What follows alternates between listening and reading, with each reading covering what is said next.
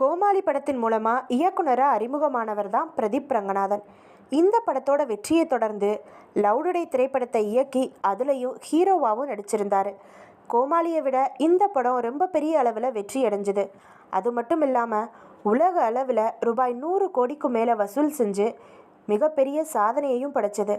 அறிமுக ஹீரோவோட படத்தில் 100 கோடி வசூல் செஞ்சதான்னு எல்லாரையுமே திரும்பி பார்க்க வச்சது. லவ் டுடே வெற்றிக்கு பின்னாடி விக்னேஷ் சிவன் இயக்கத்தில் எல்ஐசிங்கிற திரைப்படத்தில் ஹீரோவாக நடிச்சுட்டு வர்றாரு.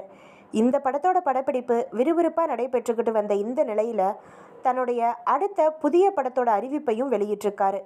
ஏஜிஎஸ் நிறுவனம் தயாரிக்கிற இந்த படத்தை அஸ்வத் மாரிமுத்து இயக்க உள்ளார். இவர் இயக்கத்தில் இதுக்கு முன்னாடி வெளிவந்த ஓமை கடவுளை திரைப்படம் மாபெரும் வெற்றி அடைஞ்சதுன்னு சொல்கிறது குறிப்பிடத்தக்கது. இந்த நிலையில் இன்னைக்கு பிரதீப் அஸ்வத் மாரிமுத்து படத்தோட தலைப்பு அதிகாரப்பூர்வமாக வெளியிட்டிருக்காங்க. இந்த படத்துக்கு டிராகன்னு தலைப்பு வச்சுருக்காங்க. யாரெல்லாம் இந்த படத்தை பார்க்க வெயிட் பண்ணுறீங்கிறத கமெண்ட் பாக்ஸில் கமெண்ட் பண்ணுங்கள்.